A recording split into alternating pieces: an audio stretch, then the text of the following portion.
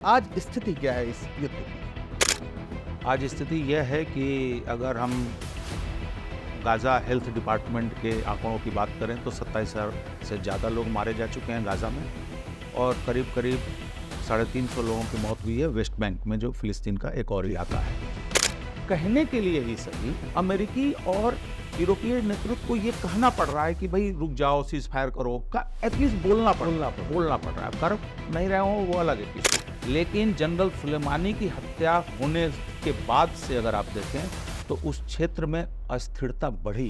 मुझे नहीं लगता कि भारत से ज़्यादा कोई भी देश इस बात का समर्थक रहा होगा कि फ़िलिस्तीन को अपना राष्ट्र बनाने का अधिकार है। यहाँ तक कि मोदी गवर्नमेंट ने भी ये बात कही है। नमस्कार, पॉलिटिक्स की इस खास चर्चा में आपका स्वागत है।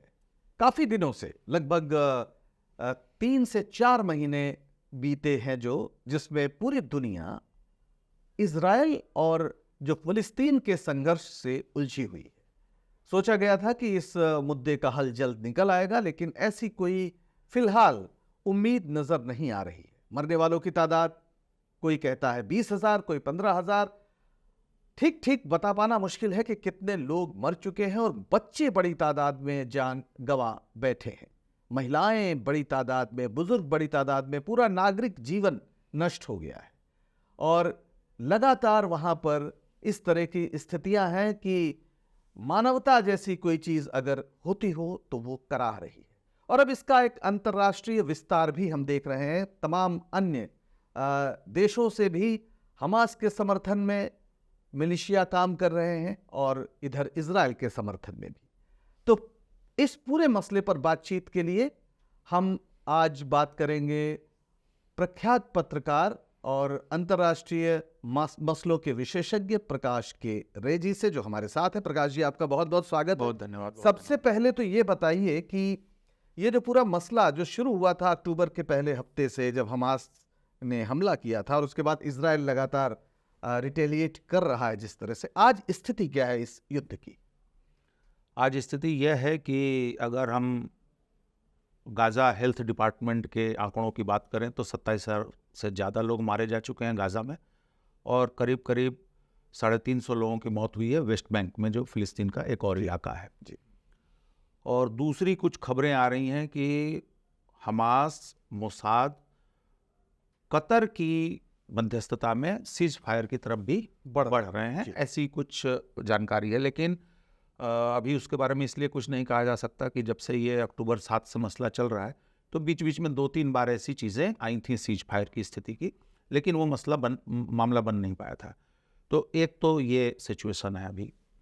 दूसरी स्थिति ये है कि यह लड़ाई, जैसा आपने अपने इंट्रो में बताया कि बहुत सारे मिलिशिया, तो हिजबुल्लाह जो है लेबनान में है जी, वह इजरायली ठिकानों पर हमले कर रहा है और इजराइल में जो लेबनान सीमा की जो बस्तियां हैं उसको खाली कराई जा चुकी हैं और वहाँ के जो लोग हैं वे वापस जाने के लिए तैयार नहीं हैं। और कुछ और इलाकों के लोग कह रहे हैं कि हम बार बार की ये बमबारी से परेशान हैं इजराइल में, इजराइल के लोग। और लेबनान साइड में भी कुछ इलाके खाली कराए गए। इसके अलावा इराक में अमेरिकी ठिकानों पर हमले हो रहे हैं।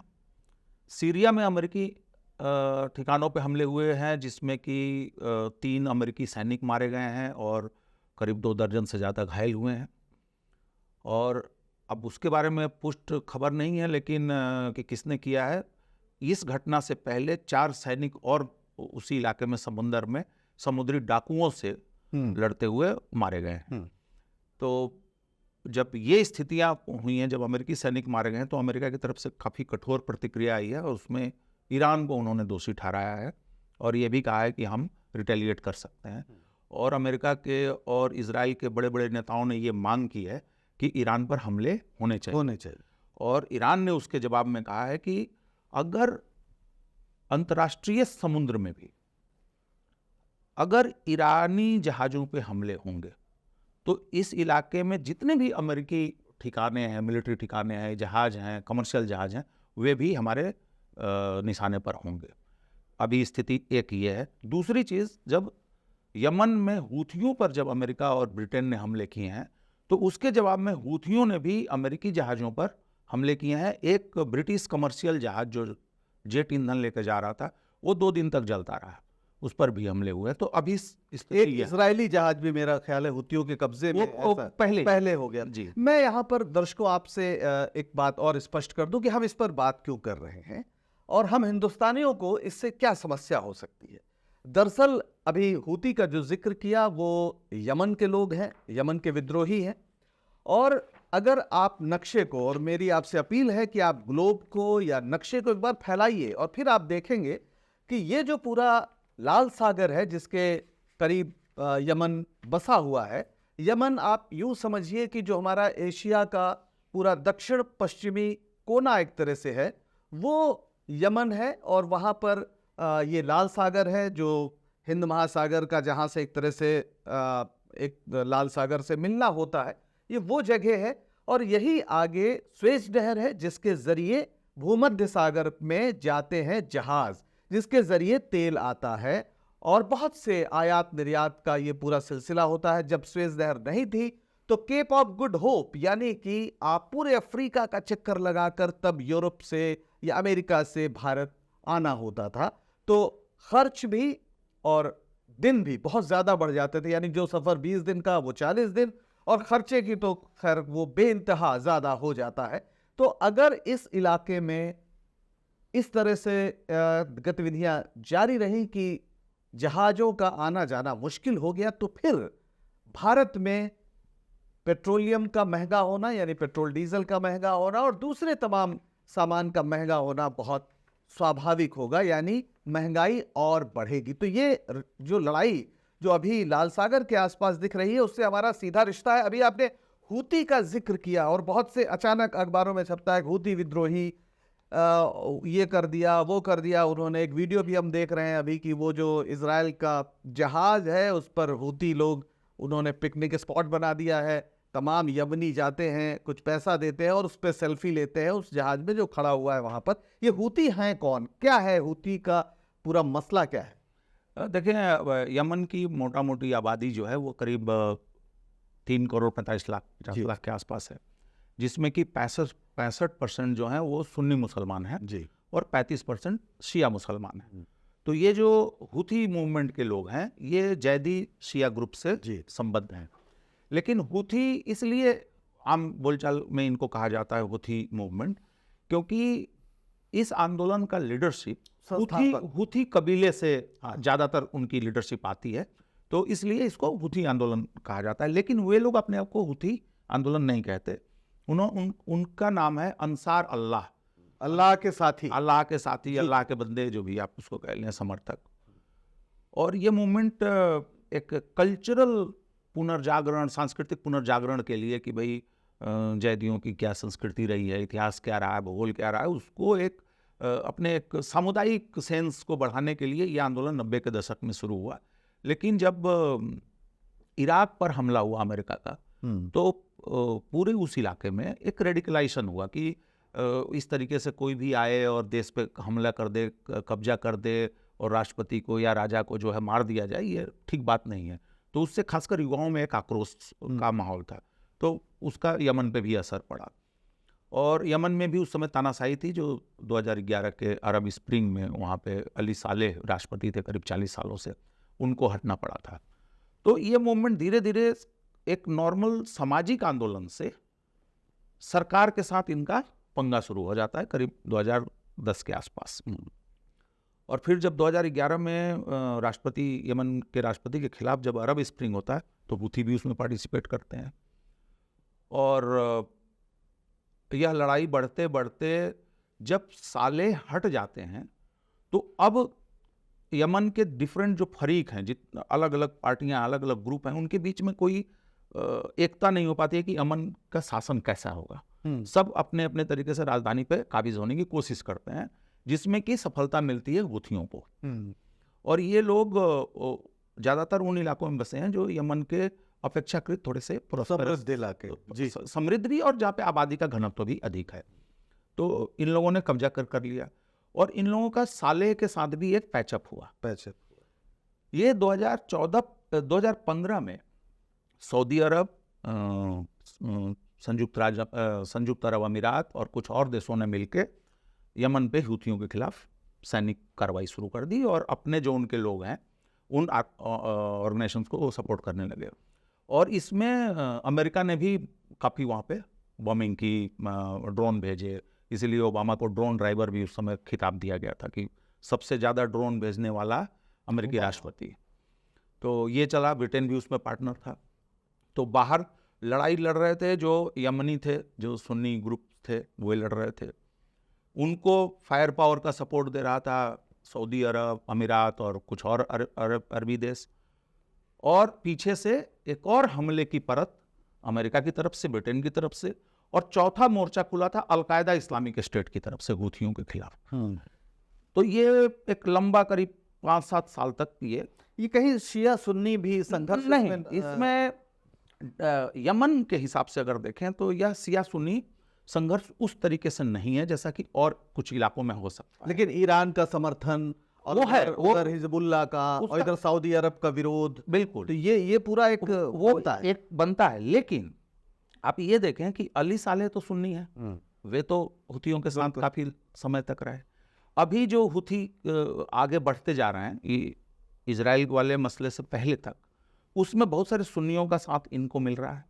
यानी यमनी राष्ट्रवाद भी फिर हम कह सकते हैं यमनी राष्ट्रवाद भी ये एंटी अमेरिका सेंटीमेंट एक बड़ा, ये ज्यादा पोलराइजिंग, यानी पूरे उस मिडिल ईस्ट के उस इलाके में एक एंटी अमेरिका सेंटीमेंट जो है बहुत एक तरह से तमाम मिलिट्री और ऑर्गेनाइजेशन जो हैं इस तरह के, उनके इस्लामिक विचार को लेकर और साथ उसमें ईरान या ईरान समर्थित समूह क्यों आगे आपको दिख रहे हैं। उसका कारण ये है कि आमतौर से उस इलाके में जितने भी देश हैं वह सुन्नी मुस्लिम, मतलब वहाँ के जो वहाँ का शासन है वो उनके हाथ में है। एकमात्र सीरिया है जो जहाँ पे अलवाइट शिया राष्ट्रपति हैं, और बाकी जगहों में ये हैं। तो एक और इन देशों के साथ, मतलब जैसे सऊदी अरब, संयुक्त अरब अमीरात, कतर, इनके साथ अमेरिका और ब्रिटेन का ऐतिहासिक रूप से इनकी करीबी रही। और ईरान के साथ इस्लामिक रिवॉल्यूशन के समय से ही जो 1979 में जो हुआ था, विरोध रहा है, तो एक विरोध रहा है, लगातार विरोध रहा है, सैंक्शंस लगे हैं, उनके आपस में बीच में संबंध नहीं है, कूटनीतिक संबंध नहीं है।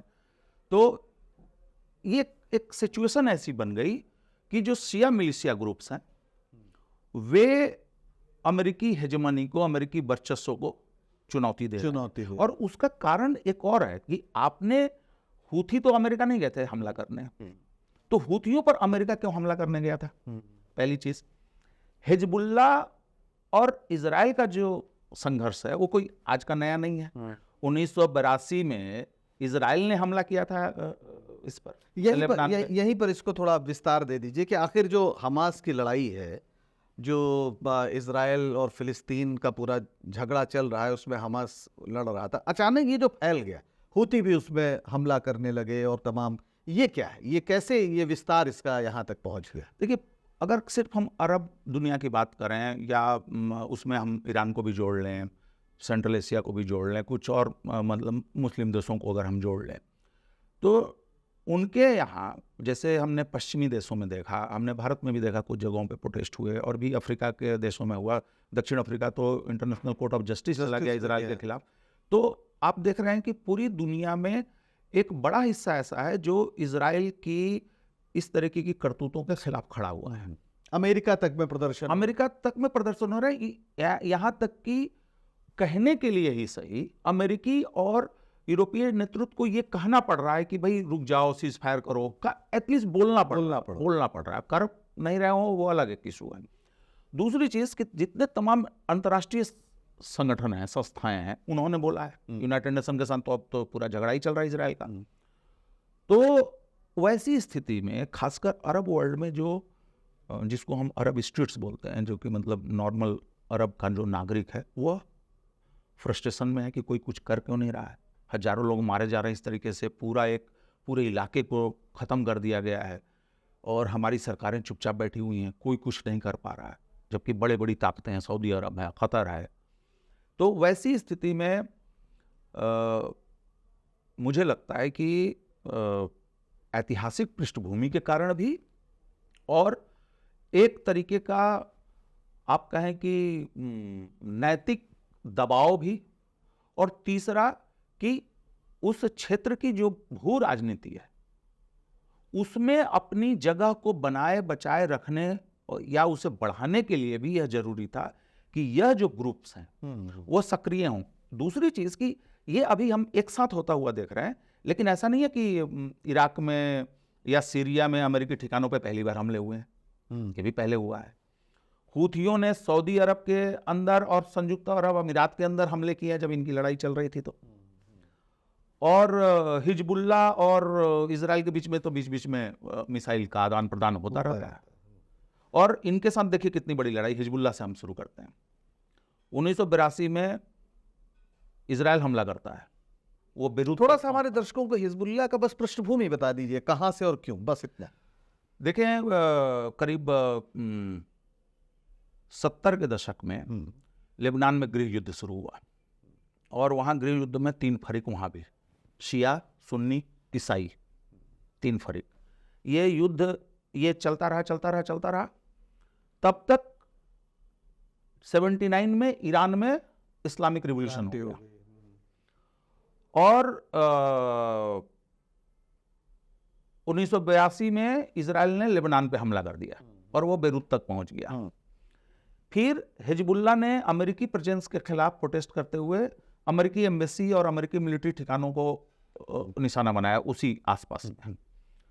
इस तरीके से ये चीजें चलती रहीं। बीच में सीज फायर हुआ 90 के दशक में, और सीज फायर में ये हुआ कि भाई तीनों ग्रुप्स जो हैं, शिया, सुन्नी और क्रिश्चियन, ये मिल के सरकार बनाए। अपनी अपनी पार्टियां होंगी, एक शिया ब्लॉक होगा, एक सुन्नी ब्लॉक होगा, एक क्रिश्चियन ब्लॉक होगा, अलग अलग पार्टियां होंगी ये। और राष्ट्रपति हमेशा क्रिश्चियन होगा, पार्लियामेंट का जो स्पीकर होगा वो हमेशा शिया होगा, और प्रधानमंत्री जो होगा हमेशा सुन्नी होगा, और बाकी सरकार का कॉन्फ़िगरेशन बदलता रहेगा जैसा पब्लिक मैंडेट देगी। उस जो समझौता हुआ उसकी एक खास बात ये थी कि हिजबुल्लाह को आधिकारिक रूप से यह अधिकार दिया गया कि आप हथियार रख सकते। इसलिए हिजबुल्लाह एक मिलिशिया भी है, हिजबुल्लाह एक पॉलिटिकल ऑर्गेनाइजेशन भी है, और हिजबुल्लाह एक लेबनान के एक बड़े हिस्से में को कंट्रोल भी करता है, जहाँ पे उसका वो चलता है जो इलाका इजराइल से सटा हुआ है। और अब जब सऊदी अरब मतलब सऊदी अरब प्लस वेस्टर्न कंट्रीज, अमेरिका और फिर एक तरफ ईरान, तो वैसी स्थिति में ईरान के सामने आप उसको रणनीतिक रूप से भी गलत नहीं ठहरा सकते कि भाई अपने इंटरेस्ट को प्रोटेक्ट करने के लिए वह उस इलाके में ऐसे ग्रुप्स को प्रोटेक्ट करेगा, मदद करेगा जो एंटी अमेरिकन है, या जो सऊदी अरब के खिलाफ जो प्रॉक्सी वार चल रहा है उसमें उसका सपोर्ट कर सकते हैं। और शिया हैं तो और बढ़िया, हालांकि हमास शिया नहीं है, हमास मुस्लिम ब्रदरहुड सुन्नी फरीक से निकला हुआ है। और अगर हम इराक की बात करें तो इराक में जो पॉपुलेशन है 70% शिया है वहाँ पे, लेकिन सद्दाम हुसैन के शासनकाल में जो कि सुन्नी थे, उनकी कुछ क्वालिटीज़ हो सकती हैं, लेकिन वहाँ पे शियाओं का दमन उसका एक इतिहास रहा है। तो वैसी स्थिति में बहुत सारे शिया ग्रुप्स वहाँ पे उभरे, जिसमें से कि कुछ या बहुत सारे बाय डिफ़ॉल्ट ईरान के सपोर्टर। लेकिन अभी आपने देखा कि जब ईरान ने मिसाइल दागे कुर्द इलाकों में, तो उन्होंने बगदाद से तेहरान से अपने राजदूत को बुला लिया और कहा कि आप ऐसा नहीं कर सकते, हमारी सीमा में आप मिसाइल नहीं भेज सकते। तो वहाँ पे कुछ ऐसे ग्रुप्स हैं जो ईरान के साथ जुड़े हुए हैं। फिर आप अंसार अल्लाह की हम लोगों ने बात की, हुथी की बात की, सीरिया में ऐसे ग्रुप्स हैं। और ये सारे ग्रुप्स को जो सपोर्ट और कोऑर्डिनेट करने का काम हुआ, ये कोई ज़्यादा लंबा समय नहीं बीता है। जनरल सुलेमानी थे, ईरान का एक स्पेशल फोर्स है, और उस फोर्स का हिस्सा है कुर्द फोर्स, कुद्स, हाँ, अल कुद्स, जो जेरूसलम में जो अल-अक्सा उसको जेरूसलम को कहते हैं। तो उसकी रणनीति के तहत ईरान के इंटरेस्ट को प्रोटेक्ट करने के लिए उन्होंने इन सारे ग्रुप्स के साथ एक कोऑर्डिनेशन बनाया है। जनरल सुलेमानी ने वही है जिनकी हत्या हुई, जहाँ जिनको कि बगदाद हवाई अड्डे पर मोसाद के इंटेलिजेंस से, अमेरिकी मिसाइल से, ड्रोन से ट्रम्प के दौर में मारा गया था। और आज के डेट में मैं ये आपको कहना चाहूँगा कि जनरल सुलेमानी की चाहे जितनी आलोचना की जाए, भाई युद्ध है, जियोपॉलिटिक्स है, तो कमी खामियां रहेंगी, गलतियां भी होंगी, कुछ लोग हिंसक भी हो सकते हैं, लेकिन जनरल सुलेमानी की हत्या होने के बाद से अगर आप देखें तो उस क्षेत्र में अस्थिरता बढ़ी है, अशांति बढ़ी है। बढ़ी है। और ये जो पूरा लाल सागर में अब इस समय सब शिफ्ट करेंगे। अभी आपने अंतर्राष्ट्रीय इंटरनेशनल कोर्ट ऑफ जस्टिस की बात की, और इजराइल ने कहा कि वो हेग वेग में नहीं है, वो लाल सागर में है। तो ये लाल सागर का इतना क्यों इम्पोर्टेंस? जैसे आपने अपने शुरू में ही बताया कि देखें, किसी ज़माने में जब यूरोप और एशिया से सामान का आना जाना है, तो जैसे आपने बताया कि पूरा Africa cap of good hope से होके आएंगे।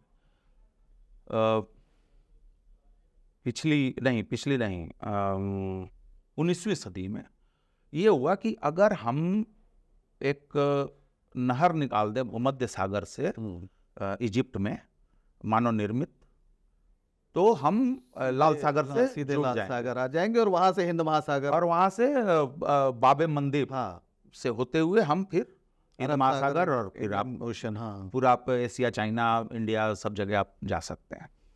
तो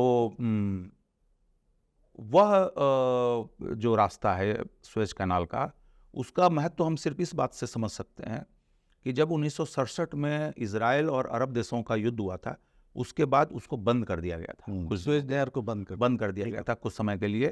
तो वैश्विक अर्थव्यवस्था पे उसका बहुत बुरा असर पड़ा था, और सिर्फ वैश्विक अर्थव्यवस्था के लिहाज से ही नहीं, इजिप्ट के लिए वो कमाई का बड़ा साधन है, क्योंकि भाई उसके रास्ते से आप आ रहे हैं, जा रहे हैं, तो टोल देंगे कुछ, वो है। दूसरी चीज कि इजराइल का एक कोना लाल सागर से लगता है। इजिप्ट में एक जगह है सरमल शेख, तो वहाँ से वो रास्ता लाल सागर दो भागों में बढ़ जाता है, एक इलाट बंदरगाह पहुँचता है इजराइल, और दूसरा ये सुएज कैनाल वाला रास्ता। और इलाट सुएज कैनाल और लाल सागर का महत्व तो इससे समझ सकते हैं कि इलाट इजराइल का तीसरा सबसे बड़ा बंदरगाह है, और दुनिया का 12% ट्रेड जो है वहाँ से होकर गुजरता है। और आप ये समझिए कि आज के डेट में, आपने तो सिर्फ भारत के तेल की बात की, भारत का जो एक्सपोर्ट है उसका बहुत इंपॉर्टेंट रूट जो है वही है। अभी दिल्ली का ही एक थिंक टैंक है, उसने एनालिसिस किया था कुछ समय पहले कि अगर ये स्थिति ऐसी बनी रही तो हमें $30 बिलियन का हमारे निर्यात में कमी आ सकती है, जो कि हमारे टोटल निर्यात का 6.5% है। इसका मतलब क्या हुआ कि एक तो ऐसे ही हमारा आयात भी घट रहा है, निर्यात भी घट रहा है, बहुत सारे फैक्टर्स की वजह से, तो और हमारा नुकसान हो जाएगा। लेकिन नुकसान सिर्फ यही नहीं है कि तेल या कीमतें बढ़ेंगी, वो तो बढ़ेंगी ही बढ़ेंगी। दूसरी सबसे बड़ी दिक्कत यह है कि बीमा का खर्चा बढ़ गया, जहाज का भाड़ा बढ़ गया, और एक बाजार में कॉमन सी चीज़ कही जाती है कि जिस चीज़ की कीमत एक बार बढ़ जाती है तो बढ़ जाती है। और ये जो 2200-2250 किलोमीटर का लंबा ये जो लाल सागर का गलियारा है, इसका बड़ा हिस्सा यमन के हाथ में नहीं है, इसका सबसे बड़ा हिस्सा सऊदी अरब के हाथ में, क्योंकि सऊदी अरब बड़ा देश है। और सबसे छोटा हिस्सा आता है यमन और जिबूती का। यमन इधर है, जिबूती अफ्रीका साइड में है। और ये जहाँ पे बाबल मंदेब है, जहाँ से आप हिंद महासागर अदन की खाड़ी से लाल सागर एंटर करेंगे, तो 20-22-25 किलोमीटर का वो लेन बन जाता है छोटा सा, कहीं कहीं एक आध आइलैंड भी हैं। तो अब 20-25 किलोमीटर के रास्ते से गुजरना है आपको, वो जो है हूथियों के कब्जे में कह लें या निशाने पे है, उसके दायरे में है, जहाँ वो पहुंच सकते हैं। हालांकि उन्होंने तो इलाट बंदरगाह तक हमला किया है, उनके पास है। तो यह ग्लोबल बाजार के लिए नुकसानदेह है। लेकिन यहाँ पर हमें यह भी समझना पड़ेगा कि हूथियों ने शुरू में क्या कहा था कि इजराइल जो जहाज जाएंगे या इजराइल से जो जहाज आएंगे सिर्फ उनको हम हमला करेंगे, उन्होंने और किसी को नहीं कहा था। फिर जब अमेरिकन उसमें इन्वॉल्व होते हैं, ब्रिटिश इन्वॉल्व होते हैं, तो उन्होंने अमेरिकन और ब्रिटिश जहाजों को भी निशाना बनाना शुरू किया है। तीसरी चीज कि ये जब ये करीब नवंबर से शुरू हुआ है ये मामला, आप मुझे बताइए कि तेल के दाम क्यों नहीं बढ़े अभी तक? इसका मतलब ये हुआ कि हूथियों ने जितनी बात कही है उतनी ही बात की है।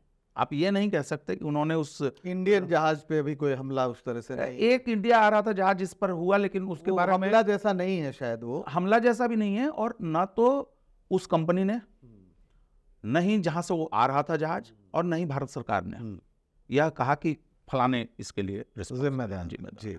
और अभी भारत ने जो एक, जिसमें बहुत सारे पाकिस्तानी लोगों को जो बचाया है हमारी नौसेना ने, वह पायरेट्स का, समुद्री डाकुओं का मसला था, उसका इस मसले से लेना देना नहीं है।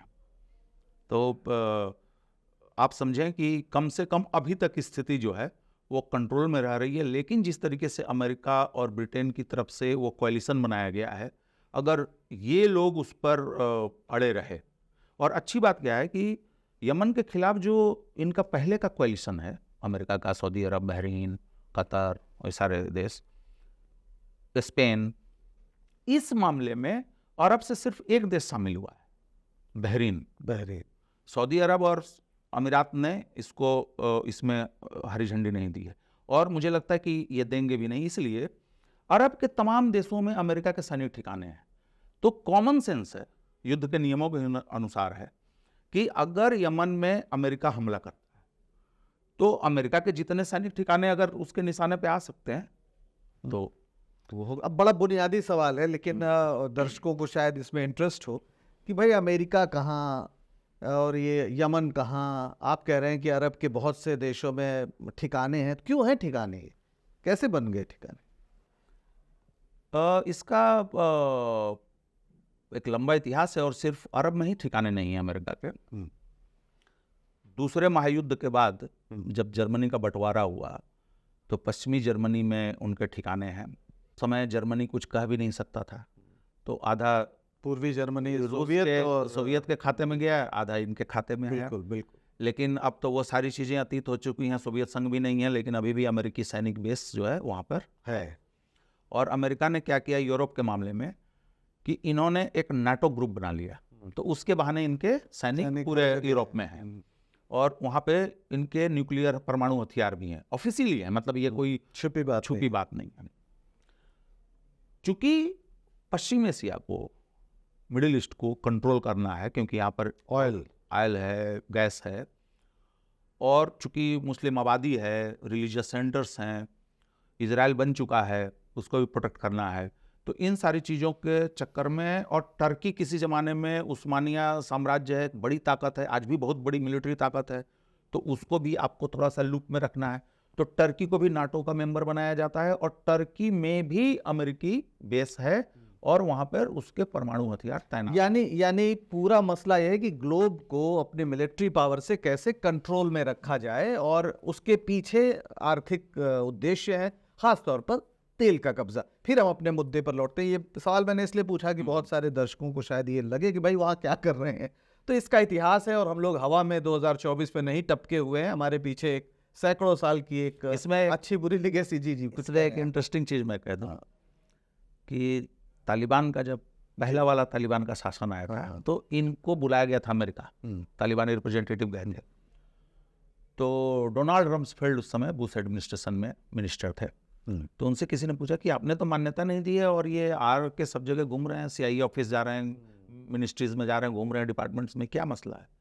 तो उन्होंने कहा कि जहां भी तेल है, जहां भी गैस है, वहां अमेरिका का इंटरेस्ट है। एक ये। दूसरा कि जब सोवियत संघ टूटा, तो उस समय जो अमेरिकी राष्ट्रपति थे जॉर्ज बुश सीनियर, उन्होंने कहा था कि अब पीस डिविडेंड, शांति का लाभांश मिलेगा हमको, और जो पैसा मिलिट्री और ये कोल्ड वार, ये सब चीज़ों में हम फंसे हुए थे, अब हम घर में खर्चा कर पाएंगे, दूसरी अच्छी चीज़ों पे कर। जाहिर है। उसके ठीक अगले साल अमेरिका के रक्षा विभाग, पेंटागन ने एक डॉक्ट्रिन बनाया मध्य एशिया के लिए कि चाहे जो हो जाए, यहाँ के रिसोर्सेज तक अमेरिका और वेस्टर्न कंट्रीज की पहुंच बनी रहे, इसके लिए हमको काम करना होगा, और युद्ध चलता रहे, हथियार बिकते रहे। ये भी अमेरिका का एक बहुत बड़ा एक मसला है, क्योंकि मिलिट्री कॉम्प्लेक्सेस शायद वहाँ सबसे ज़्यादा इम्पोर्टेंट है। तो बहरहाल अब फिर हम अपने मूल मुद्दे पे लौटते हैं कि आज जो स्थिति है इजराइल को लेकर और हमास को लेकर, इजराइल ने बहुत तबाही मचाई है, तो पूरी दुनिया अब कह रही है। क्या शांति की कोई संभावना है, या बचा खुचा जो फिलिस्तीन है, यानी 2 नेशन थ्योरी को तो मानने से एक तरह से अब मना ही कर रहे हैं वो। क्या कोई शांति की बात अभी आपको कतर में, जैसा आपने जिक्र किया, उस दिशा में बढ़ रहा है या अभी चले? नहीं, बढ़ तो इसलिए रहा है क्योंकि तबाही हो चुकी है। अब तबाही इतनी हो चुकी है कि अब आपके पास सिर्फ आदमी है मारने के लिए, लोग हैं, आप लोगों को मार सकता है अभी भी, क्योंकि लोग अभी है बचे हुए हैं, लेकिन जगह नहीं है बम बरसाने की। अब आपको सब मलबा हो गया, सब मलबा हो मलबे के मालिक हैं ये। पूरा गाजा मलबा हो गया है। और एक हिस्सा जो थोड़ा सा बचा हुआ है, जो राफा बॉर्डर है, जो इजिप्ट से लगा हुआ है, वहां पर भी इन्होंने धमकी दी है इजराइल ने कि हम करेंगे, थोड़ा मोड़ा किया भी वहां पे, लेकिन वहां पे बड़े पैमाने पर इसलिए ये बमबारी करने से डर रहे हैं क्योंकि इजिप्ट ने कहा कि फिर हमारे को कुछ करना पड़ेगा। क्योंकि यहाँ इजिप्ट के सामने दो चैलेंज है। एक कि फिलिस्तीनियों, अगर फिलिस्तीनी इजराइल से बाहर, गाजा से बाहर आ गए तो वो दोबारा वापस कभी नहीं उनको इजराइल जाने देगा। तो एक तो ये फिलिस्तीनियों के हित में नहीं है, ठीक है, मर रहे हैं, बलिदान दे रहे हैं, वो एक अलग इशू है, लेकिन वो जानते हैं कि एक बार आप गए, जॉर्डन में इतने फिलिस्तीनी है, कौन वापस गया, लेबनान में इतने, कौन वापस, और ये आबादी उनके यहाँ भी प्रॉब्लम क्रिएट करेगी ऑब्वियसली, कोई भी देश, किसी देश में आप जाएंगे। दूसरी चीज कि इजिप्ट अगर अपने यहाँ इनको लाने देता है, मान लीजिए आने भी दे, सब कुछ करे, तो क्या इजिप्ट के पास उस तरीके के रिसोर्सेज हैं कि वो मैनेज कर सकते? शरणार्थी समस्या। अच्छा, शरणार्थी सिर्फ शरणार्थी नहीं होता, कल को पता नहीं क्या हो जाए। एक जमाने में लोग ऐसे जोक में कहते थे कि जॉर्डन में तो जॉर्डन के लोगों से ज्यादा संख्या जो है फिलिस्तीनियों की होती जा रही है, तो फिलिस्तीन इजराइल में बनेगा कि नहीं बनेगा ये कोई नहीं जानता, लेकिन जॉर्डन में जरूर बन जाएगा, ये कहा जा रहा था।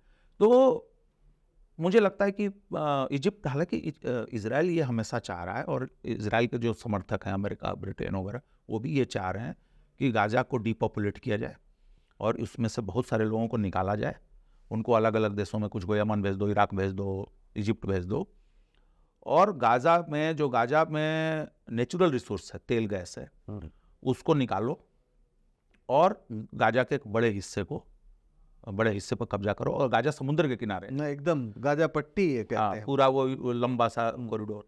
तो ये चाह रहे हैं कि उससे जितनी भी उसके रिसोर्सेस, संसाधनों का जितना हम दुरुपयोग कर सकें, दोहन कर सकें, उसके लिए स्थिति बनाने की ये कोशिश कर रहे हैं। यहाँ तक बात हो गई है कि अमेरिका ने अपनी कांग्रेस से पैसे मांगे हैं कि भाई फिलिस्तीनी रिफ्यूजियों को दूसरे देशों में बसाना है तो कुछ पैसे उनके लिए भी दे दो, यूक्रेन के लिए पैसा मांगा है। तो फिर बीच में अब बात आई थी, ऑफिशियली बात आई थी कि टोनी ब्लेयर इस पूरे प्रोजेक्ट को जो है हैंडल करेंगे।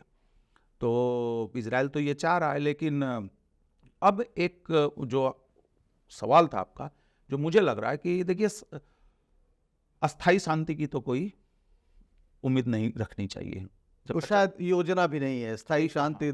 हाँ, और जब इजराइल ने वन स्टेट रिजोल्यूशन को खारिज कर दिया है, तो फिलिस्तीन के एक बड़े हिस्से को उसको ढोते रहने का कोई मतलब नहीं है, टू स्टेट सॉल्यूशन।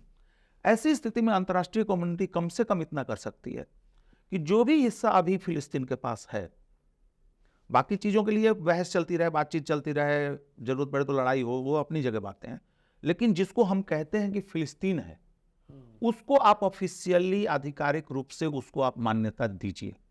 ये वेस्ट करे, ये यूनाइटेड नेशन करे, ये बाकी और देश करें, तो मुझे लगता है कि कम से कम एक रास्ता बनेगा। तो कल को मान लीजिए कि हमास भी सत्ता में है और वो रिकॉग्नाइज्ड फोर्स है, तो आप उसके साथ बात तो कर सकते हैं, उसको समझा तो सकते हैं, उस पर दबाव तो डाल सकते हैं। अभी आप उस पर कुछ नहीं कर सकते। जैसे आप हिजबुल्लाह को कहते हैं ना कि भाई आप कॉन्ट्रैक्ट में ये लिखा हुआ है, आप इसका उल्लंघन कर रहे हैं, तो हिजबुल्लाह को मानना पड़ता है। आप हमास को किस चीज से मनाइएगा? यानी कोई तो मान्यता आपको देनी पड़ेगी कहीं पर। जैसे तालिबान तो अब सरकार ही में आ गया है और तो अब आखिरी सवाल ये है जो शायद दर्शकों को दिलचस्पी हो उसमें, कि भारत की जो पूरी नीति रही है, कई बार वो ऐसा लगा कि वो इजराइल के पक्ष में झुका है, कई बार वो फिर फिलिस्तीन के पक्ष में बात कर दे रहा है। तो इस पूरे मसले में जो मोदी सरकार है या इंडियन गवर्नमेंट है, वो आपको क्या लगता है उसकी नीति बहुत स्पष्ट रही है या फिर वो कुछ डोलड्रम है, क्या है एक विदेश नीति के लिहाज से? देखिए, जब देखा जाए भारत के लिए उस इलाके में बहुत कुछ करने की गुंजाइश नहीं है, और वो नहीं है, उसका एक तो कारण ये है कि वह दूर है, उस इलाके में जितने भी देश हैं, चाहे ईरान हो, चाहे इजराइल हो, फिलिस्तीनियंस हो, सऊदी अरब हो, उन सबके साथ हमारा ऐतिहासिक रूप से अच्छा संबंध है। और मोदी सरकार के समय भी उन संबंधों में मतलब ठीक ही ठाक रहा, अच्छा ही रहा है, कोई ऐसी बात नहीं रही है। तो आप अगर कोई पोजीशन लेने जाएंगे तो हो सकता है कि किसी को नाराज कर दें आप, तो वो चीज़ जो है आपको रोक रही है। दूसरी चीज़, जब मोदी गवर्नमेंट आई थी तो इन्होंने इजराइल और फिलिस्तीन का, पहले क्या होता था कि जब भी हम इजराइल की बात करते थे तो हम फिलिस्तीन को भी संज्ञान साथ में में लेते थे। लेते थे जी। जब हम फिलिस्तीन की बात करते थे, मुझे नहीं लगता कि भारत से ज़्यादा कोई भी देश इस बात का समर्थक रहा होगा कि फिलिस्तीन को अपना राष्ट्र बनाने का अधिकार है। यहाँ तक कि मोदी गवर्नमेंट ने भी ये बात कही है। ये शुरू से ये पोजीशन रही है, पोजीशन रही आधिकारिक हमारी। पोजीशन रही। तो मोदी गवर्नमेंट ने क्या किया कि उन्होंने इस जो हाइफन था बीच में लगा हुआ इजराइल फिलिस्तीन, उस हाइफन को हटा दिया। बोला हम इजराइल से अलग से डील करेंगे, फिलिस्तीन से अलग से डील करेंगे। मोदी गवर्नमेंट भी फिलिस्तीन को जो हम सहायता देते आ रहे हैं उसको दिया है, अभी भी गाजा क्राइसिस में भी इन्होंने दिया है, यहाँ तक ठीक है। प्रॉब्लम यहाँ है कि जो मेरी रीडिंग है कि भारत जैसा मुल्क है, या जैसा हम गुटनिरपेक्ष से लेके, या एक हमारे जो लीडरान रहे, स्टेट्समैन जिनको हम कहते हैं, जिनकी दुनिया भर में एक प्रतिष्ठा रही, वो हम शायद अभी वो इसलिए नहीं कर पा रहे हैं। मैं इसमें कोई प्राइम मिनिस्टर को कहीं बिलिटिल नहीं कर रहा हूँ, वो इसलिए नहीं कर रहे हैं कि मुझे लगता है कि हमारी सरकार का ज़्यादा फोकस जो है वह घरेलू राजनीति, घरेलू चीज़ों पर है। अब उसमें कितना अच्छा है कितना बुरा वो एक बहस अलग बात है। दूसरा कि बाहर का भी कुछ हो रहा है, चाहे G20 हो या रूस यूक्रेन वार हो, ब्रिक्स हो, कुछ भी हो, उसको भी सरकार इस तरीके से पेश करती है, या सरकार के समर्थक या जो सरकार से करीबी मीडिया है उस तरीके से वो करती है, या उनके जो स्तंभकार हैं, जो विशेषज्ञ हैं, कि उसका फायदा पॉलिटिकली यहाँ मिले, घर में मिले। तो वो चीज़ भी कहीं ना कहीं आपके हाथ बांध देती है कि आप कोई पॉजिटिव, कोई सकारात्मक वहाँ पे कह सकते हैं। यहाँ पर वैसे तो आखिरी सवाल है, लेकिन इसी पे जोड़ दे रहे हैं कि अमेरिका तक में फिलिस्तीन के समर्थन में बड़े बड़े जुलूस निकले, दुनिया में निकले, लेकिन भारत के तमाम, खासतौर पर जो बीजेपी प्रशासित राज्य है, चाहे उत्तर प्रदेश हो या दूसरे हो, वहाँ पर फिलिस्तीन के पक्ष में प्रदर्शन की भी अनुमति नहीं दी गई कि आप जो है वहाँ पर अगर हमला हो रहा है तो आप कह सके कि ये गलत हो रहा है। तो क्या ये चीज़ भी तो दुनिया देख रही है? बिल्कुल देख रही है, और आपको यह मानना पड़ेगा कि आज जो फिलिस्तीन के पक्ष में जो समर्थन मिला है, एक समय था, अभी ज़्यादा समय नहीं बीता है, मैंने 8-10 साल पहले की मैं आपको बात कहूँ, कि लोग इस पे बहस कर रहे थे कि फिलिस्तीन के लिए दुनिया भर से समर्थन जुटाने का क्या उपाय हो सकता है, क्या सोशल मीडिया वो उपाय हो सकता है।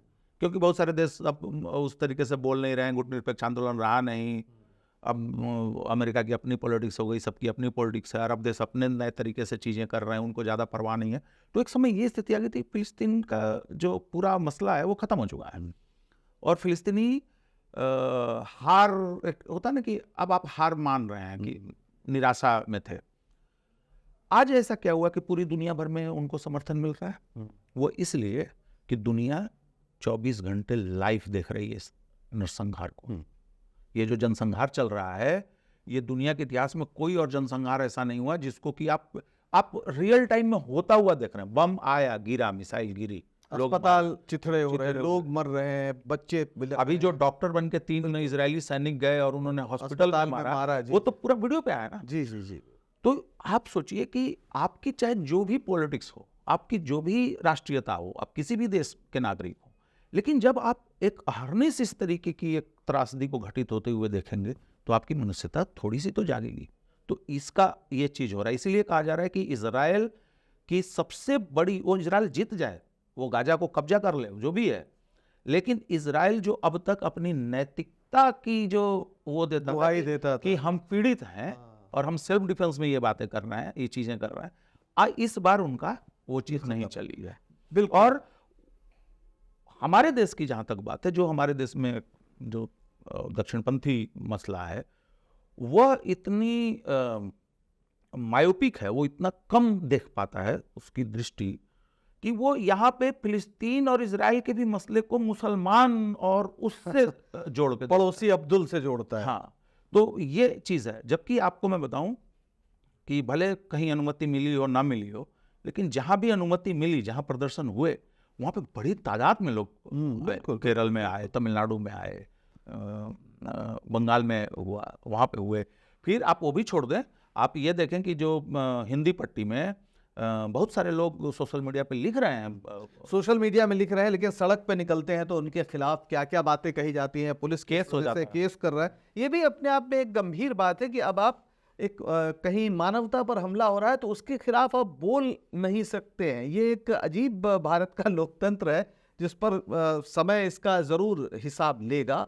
और हमारी कोशिश थी कि इस मुद्दे पर एक विस्तार से बात हो, चूँकि इस समय हिंदी मीडिया में गंभीर तरीके से चर्चा नहीं होती, तो मॉलिटिक्स ये कोशिश कर रहा है। और एक बात तो साफ है कि जो हवस है उसकी इंतहा नहीं होती है, और ये युद्ध दरअसल हवस का ही एक नतीजा है। आपको मध्य पूर्व के सारे संसाधनों पर कब्जा करना है, और जो इजराइल, जो यहूदी शायद सबसे ज्यादा पीड़ित हुए थे इतिहास में, उनका नरसंहार हुआ था। हिटलर ने किस तरह से कॉन्सेंट्रेशन कैंप बनाकर उनको जिंदा जलाया था, आज वो क्या कर रहा है ये हम अपनी आंख के सामने देख रहे हैं। जैसा कहा अभी प्रकाश जी ने कि वो जो उसका उच्च नैतिक मापदंड था वो पूरी तरह से खत्म हो गया, और ये बिल्कुल एक नजर आ रहा है कि किस तरीके से एक हवस जो है, जिसको अगर हम स्पष्ट कहें तो एक पूंजीवादी हवस है, जिसने इस दुनिया के सामने एक बड़ा संकट, कुछ लोग तो तीसरे विश्व युद्ध तक की बात कर रहे हैं, पता नहीं वो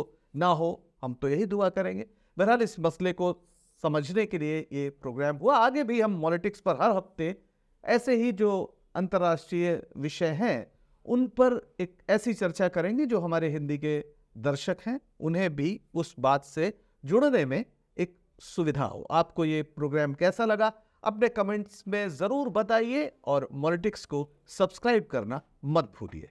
बहुत बहुत धन्यवाद प्रकाश, आपका भी बहुत बहुत बहुत शुक्रिया।